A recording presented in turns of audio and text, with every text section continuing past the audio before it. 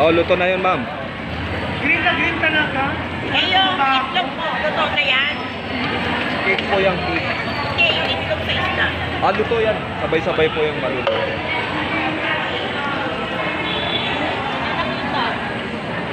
Ayan. Nakpan.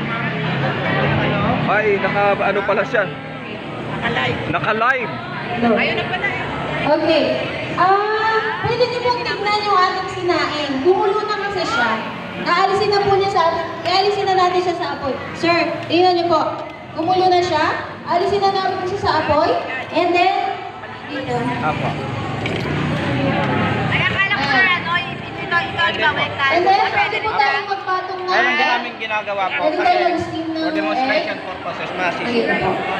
yung view. Tapos, Pero pwede po yun dahil hindi na siya alisan, ibalik na lang to.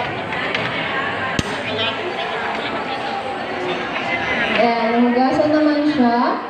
Then, tatakpan natin siya. And then, ilock natin siya. I-lock natin siya para kung gusto niyo siyang buhatin, gusto niyo siyang dalhin sa picnic or galing kung saan, pwede na. Luto na po yung ating sinigang. Yan ho, green na green pa rin po siya. Tingnan nyo. Ang dami na niyang water. So, pwede nyo ho siyang, tignan ko, marami po siyang tubig po. Yan. Bakit titignan lang matikin? Yan.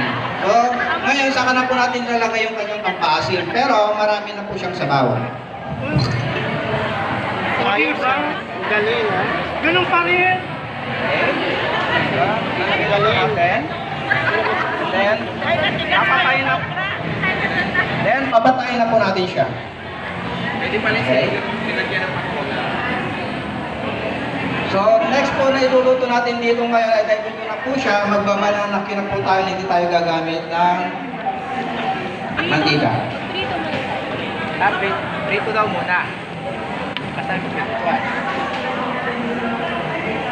Andiyan na.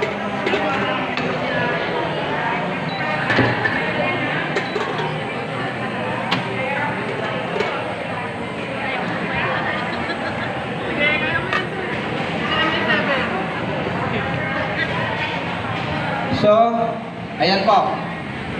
Malapit na rin siyang maluto. So, ayan po yung piprito po natin na hindi ho tayo gagamit ng mantika. Prinihit lang po natin yung pan. So, ngayon, pwede na po natin ilagay yung kanyang yung mismong manok. Marinated po siya ng salt and pepper lang po. Aha.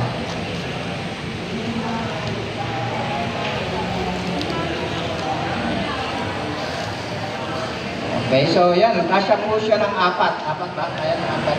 Lagay mo na yung apat.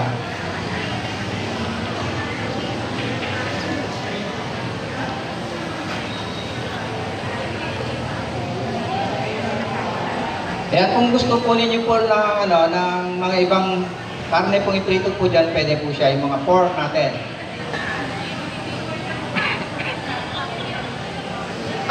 Ito.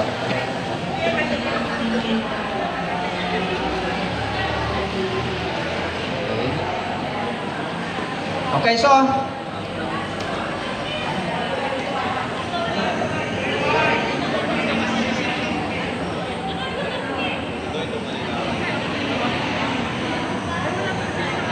ayan.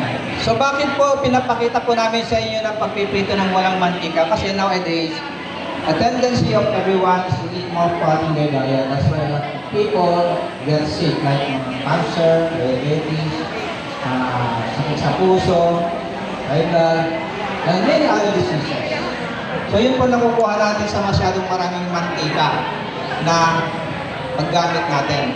So pinapakita po namin sa inyo dito is riskless and less po tayo ng ating mantika. Nakakatipid pa po tayo dyan. Bukod sa para sa kalusugan natin, ay para din po sa pagkakatipid natin ng ating mga pag-consume ng ating mga yung pera nyo, makatipid po tayo.